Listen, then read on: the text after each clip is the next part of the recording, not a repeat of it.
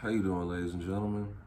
I'm your host, Truce of Blue. For those of you who are not familiar with me, I am the host of Politics and Bullshit, former host of What's Up OG and the Highlight Reel. This is attempt number 5 at trying to put a YouTube video together. And so hopefully this one will go through. As usual, if you are familiar with politics and BS, I got a few topics I'm going to discuss today. More than welcome to chime in. Please like, comment, share, all that good stuff once this is posted. If this does not make it to YouTube, obviously I'll go ahead and post it on my page, like on Facebook, like normal.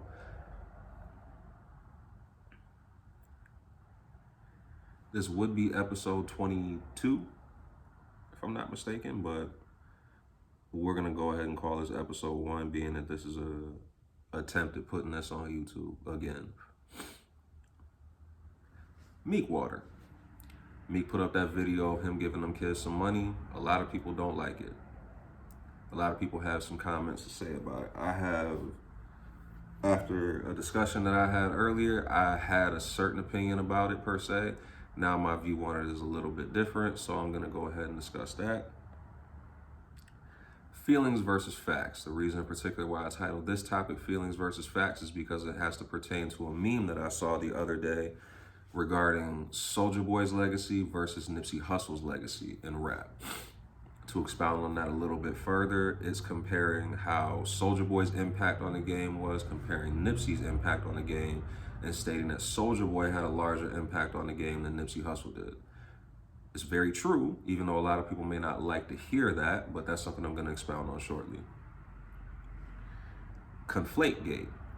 Conflate Gate comes from the conversation I had earlier regarding the Meek situation and the comparison that was made by a celebrity of people being upset at Cardi B buying an $88,000 purse and Meek Mill being upset about Meek Mill giving those kids $20.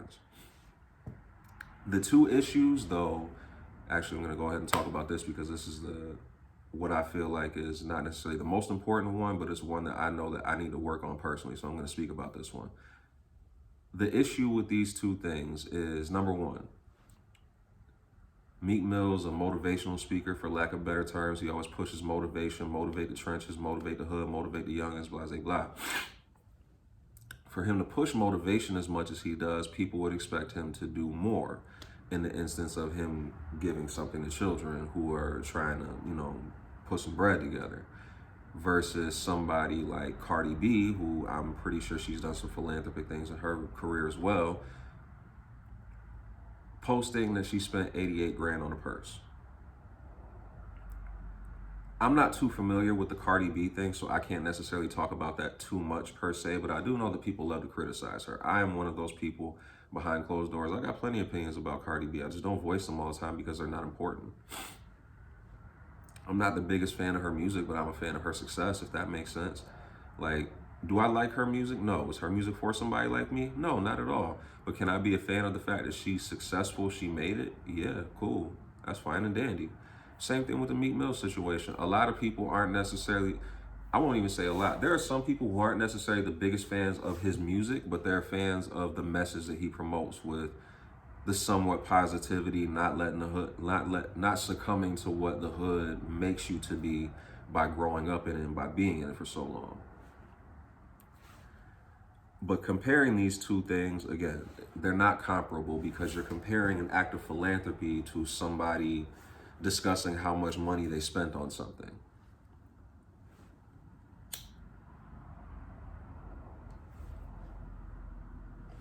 Philanthropy is charitable donations and stuff like that, things that could be considered community work, versus somebody telling you about their expensive shopping habits. The two don't correlate.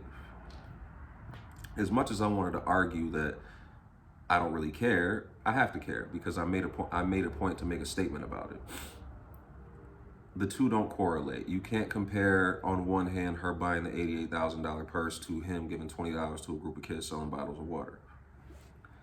One is an act of charity that is deemed to be less than charitable, whereas the other is just an act of braggadociousness or bragging.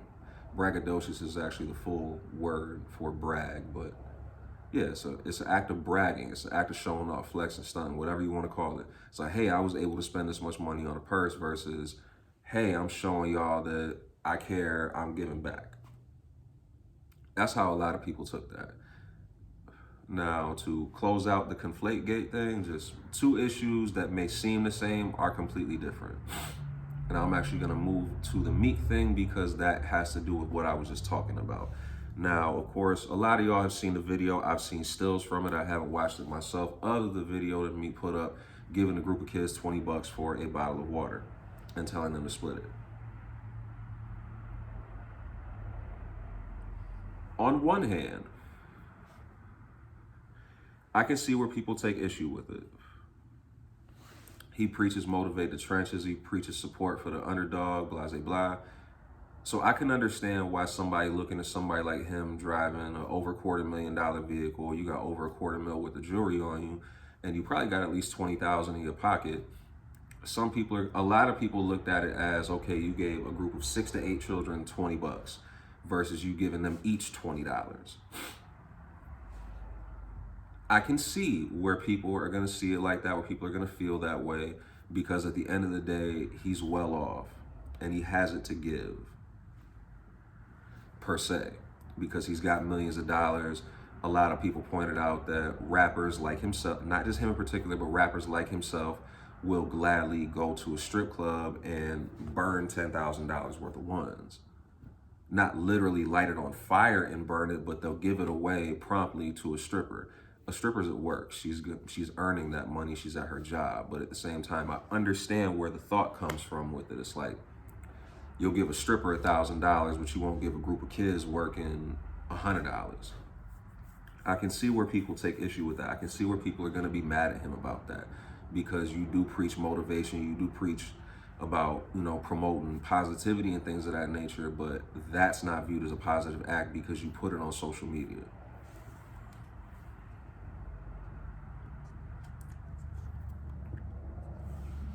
Meek put it on Instagram. If he would have just did it and put up a story about it, and like a text story, I think people would have taken it differently. But because they saw it and they heard him tell them to split the $20 bill amongst them, people take issue with it. Because again, motivation is his thing. Motivation is his bread and butter, for lack of better words, when it comes to his career and his image. Motivation is the biggest thing that he pushes. On the other hand, I'm going to look at this from a regular person's perspective with their own opinion now. I see a lot of times where people will say that rich people need to do more when it comes to what they do for the community.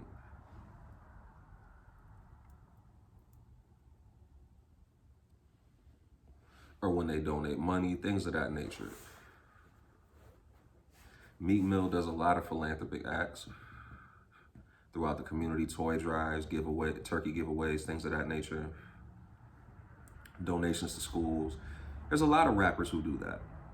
Not just him in particular, but there's a lot of rappers who come from those situations where they come from the hood, they make it out, they make a better way for themselves, they give back to their communities. So for this one instance in particular to outshine everything else good that he's done is kind of crazy, because at the end of the day, the man gives away thousands and thousands of dollars worth of charitable donations and goods and things of that nature every single year. School year, holiday time, he gives back a lot. So for this one instance in particular to be the one where people are like, damn, homie, you couldn't do more, it's kind of crazy to me.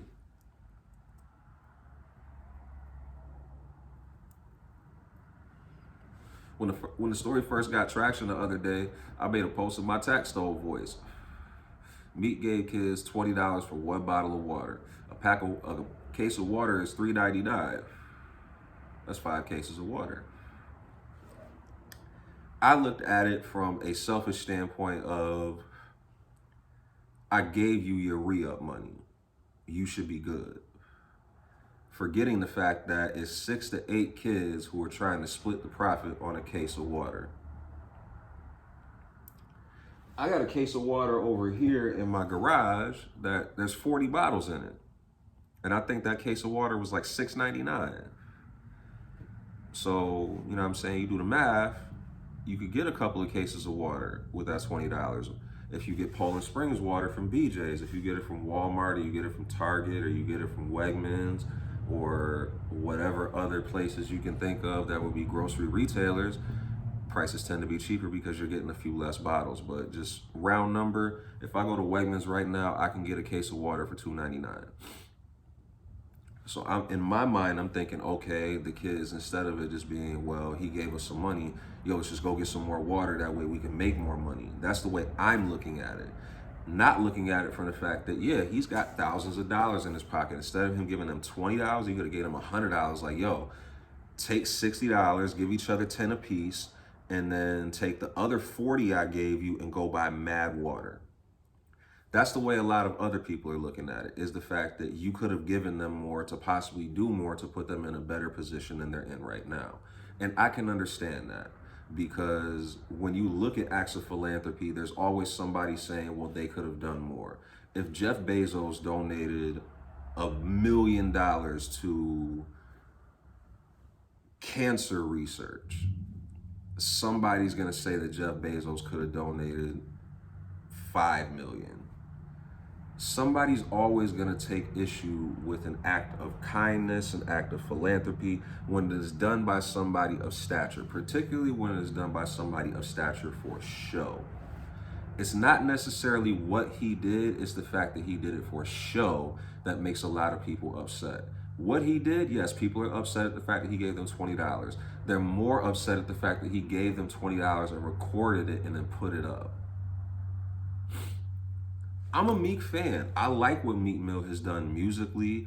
I like the direction that he's taken as far as the message that he promotes to the youth and to his fan base, as far as not glorifying jail, not glorifying the bullshit, trying to get people to dead, those issues that would put them in positions to continue to take the losses that would take them away from their families.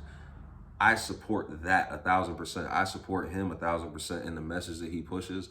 But after some meaningful conversation, after some conversation and some thought behind it, I can definitely understand why people are upset. Because I've had two different conversations about this. I had a conversation with one person where I was in my tax mode, where it's like, yo, what the fuck? Like, he gave y'all some bread, why don't y'all just go re-up and then y'all can make more money? But also looking at it from a common sense perspective, from common sense, which is what a lot of people are gonna say, is you got it, bro. You could have gave them a little bit more. You could have gave them a couple $100 and say, yo, here's some bread for y'all to put in y'all pockets, and then go do what you want, go re-up with the rest of this, so that way you got more money to make more profit, y'all can make more money, y'all can eat, y'all can keep this going. That's what I think a lot of people are kind of mad about, is the fact that instead of giving them proper motivation and like, yo, I see what you're doing, I believe in you here, go take this, pay yourselves first, but take this, that way you can go get more, that way you can do more, that way you ain't got to be out here as long, that way you ain't got to be out here as much. I understand that, but I also understand the fact that there's another side to it. A lot of people feel like he didn't have to give them shit. He didn't have to give those kids anything.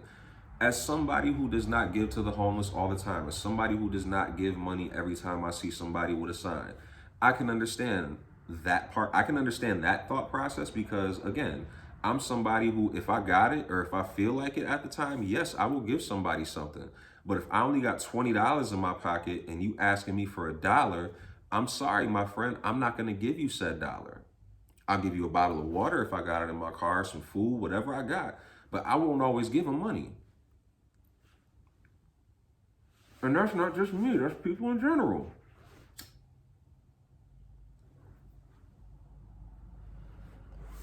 Because to be honest with you, I've never recorded myself like helping somebody out or doing something like that. It's not good karma to do that, number one, for a lot. That's something that my grandparents told me. My grandparents and Pounds, honestly. Pounds is really one of the people who taught me about that when I was hanging out with him a lot. Because I've seen him take care of things for people, like gave a homeless guy $50 one time, paid for this lady's groceries a couple times. He told me about it once, and then I saw it for myself. So there are people out there who are more fortunate than others who will look out in the biggest way that they can when they want to. And then there's the regular degulars like myself, people who are like myself, who will normally have an opinion of it and be like, you should have done more. At the end of the day, I can understand that you should have done more sentiment, and I can understand my sentiment as well, as he gave them something. He could have given them nothing, but also he could have done more because he's able to do more. At the end of the day, when you are able to do, people expect you to do. Nobody expected him to, peel out his whole pocket and be like, yo, 10 piece right here for you. Y'all had that, bust it up however you gonna bust it up. Nobody is saying that, but at the same time, I understand that people are saying you could have done more if you decided that you were going to show the world what you were doing.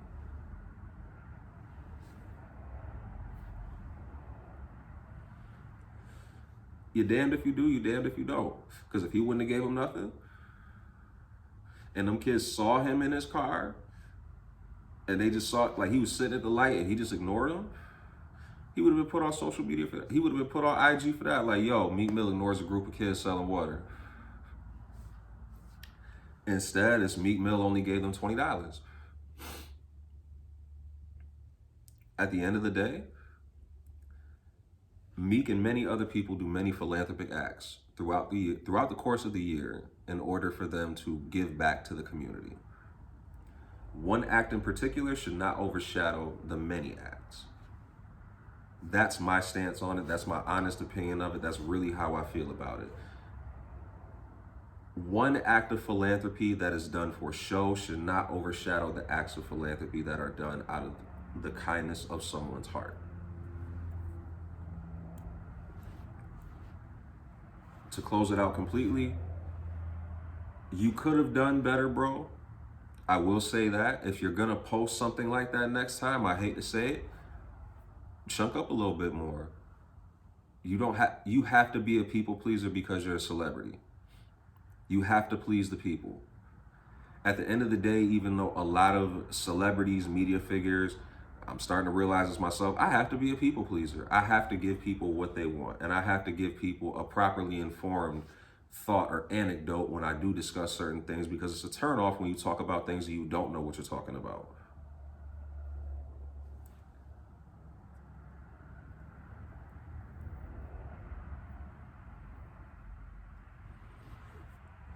And that's just the God's honest truth. Like, some people will genuinely be upset with you simply because you're talking about something you're not properly informed of, or something you're just blurting off about because that's how you feel about it.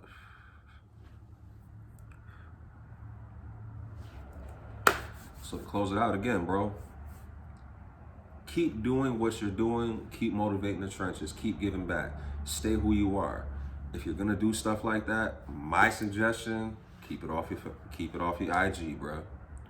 Keep it off your IG, or if you're gonna put it on Instagram for everybody to see, give them a couple $100 next time.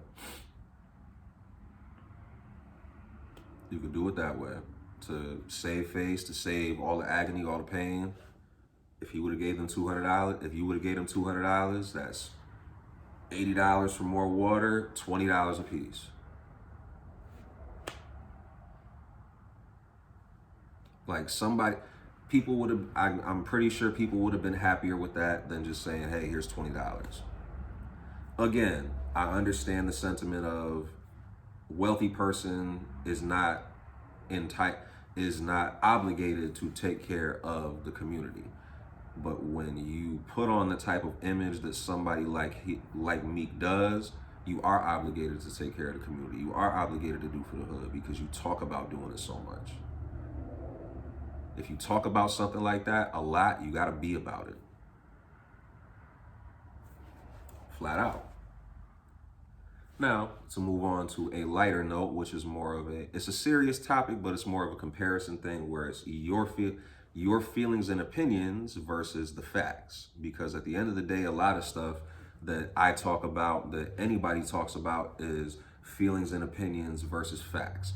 When it comes to feelings versus facts, in this particular instance, I'm talking about the impact that Soulja Boy, aka Soulja Boy Tell Him, aka Big Draco, made on the hip hop game versus somebody like a Nipsey Hussle. Rest in peace to you, brother.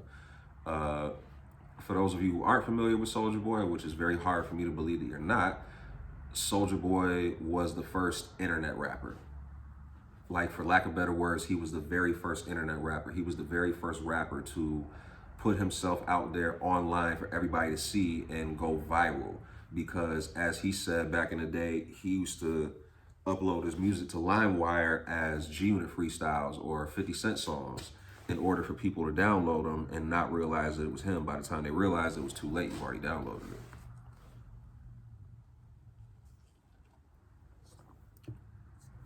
T. So Soulja Boy learned how to manipulate the internet at a very young age, because he's my age. So when we were 16, he was manipulating the net to make himself popular. He made ringtones popular. He made having a website, interacting with your fans. He revolutionized all of that for rappers today, which is why rappers are so interactive with their fans now. Because to be 1,000% honest with you, if you got somebody like a Nori or a DMX, at the height of their career in the 90s, these people would not have been so intuitive to interact with their fans, to really converse and be amongst the people like that as far as accessibility. But somebody like Soulja Boy showed you that that's a good thing, that your fans have a lot of access to you, because that means they can consume more from you. Nipsey Hussle, on the other hand, again, rest in peace to him, very prolific figure in the game. Nipsey's press was ownership.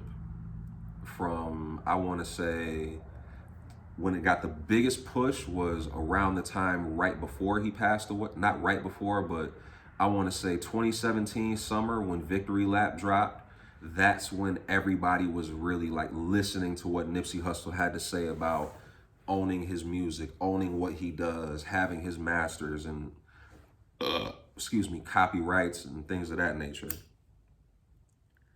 That's when Nipsey started to make a big impact with that particular wave, with the ownership wave, was in 2017 when Victory Lap came out.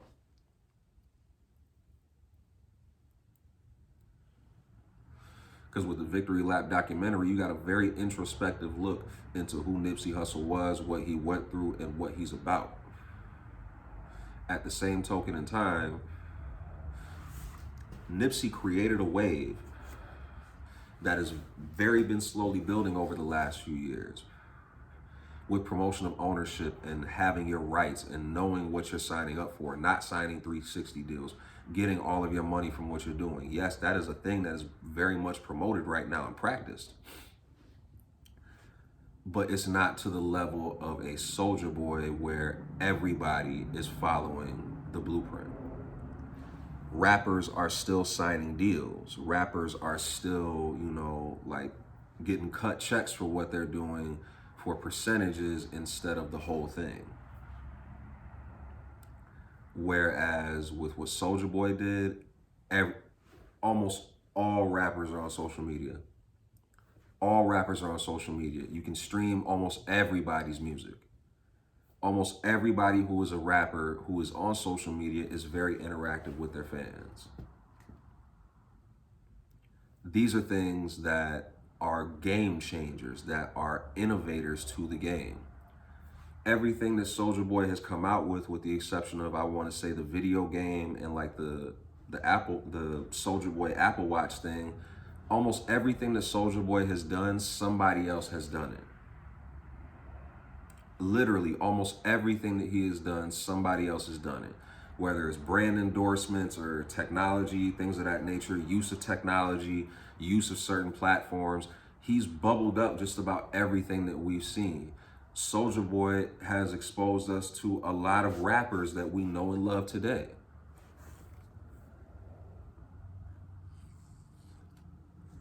If it was not for Soulja Boy, we would not know who the Migos are, Chief Keef. There's a lot of people that we're thankful for, that we could thank Soulja Boy for. There's a lot of innovations in the game that we could thank Soulja Boy for, like streaming. Is Soulja Boy is the direct cause for streaming? No, not at all. But if you look at the numbers, he's one of the most streamed artists of all time. If you take it all the way back to, even if they could track the illegal downloads, he's one of the most streamed artists of all time.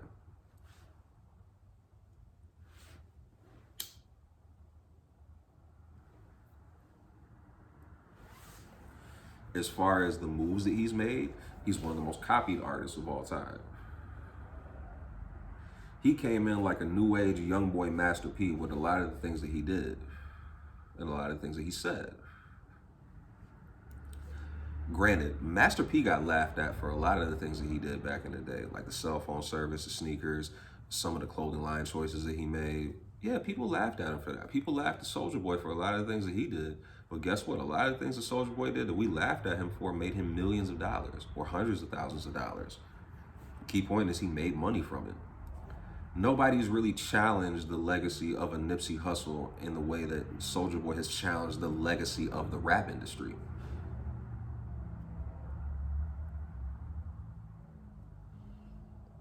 Nipsey's legacy, Nipsey's motto, Nipsey's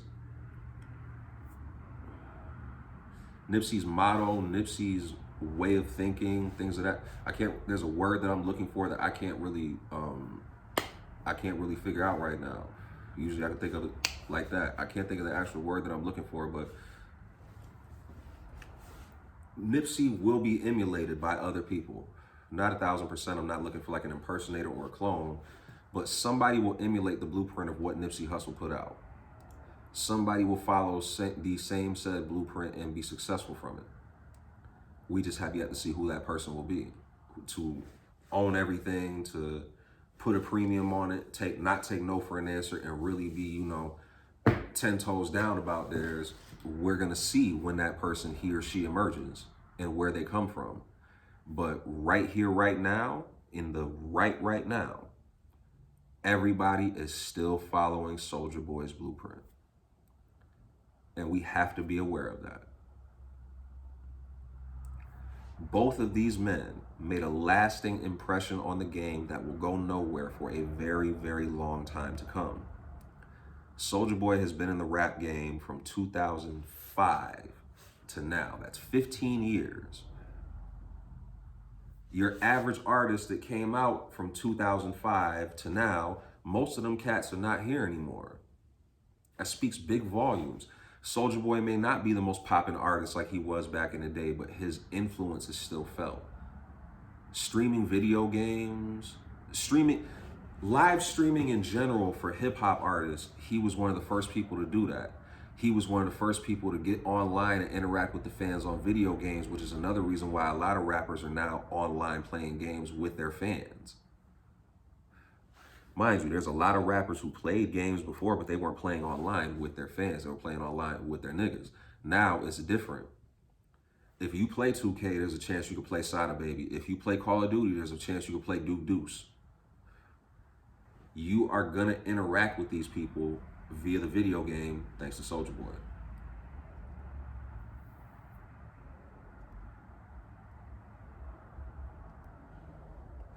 For the people who were impacted by the message and it's stuck in their brains, you're gonna see less 360 deals be signed.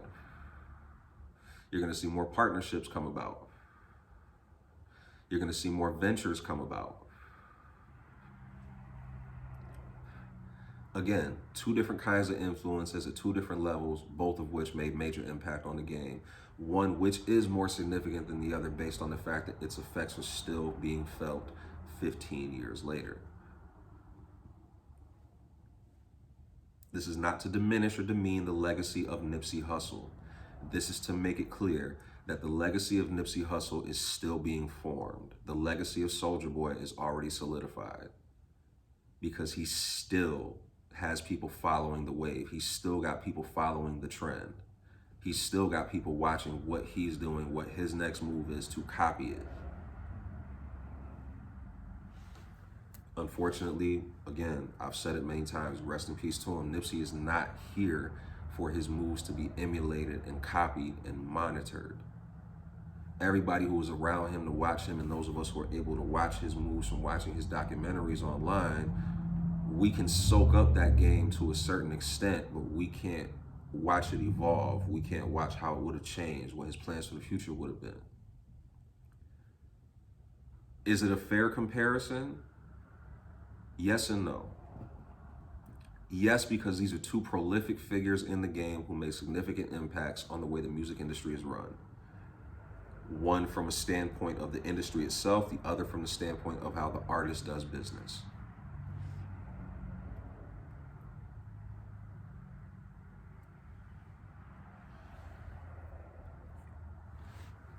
take away from that what you want to. Again, thank you for tuning in. Politics and Bullshit, Truth of Blue, Six Appeal Media. Thank you very much.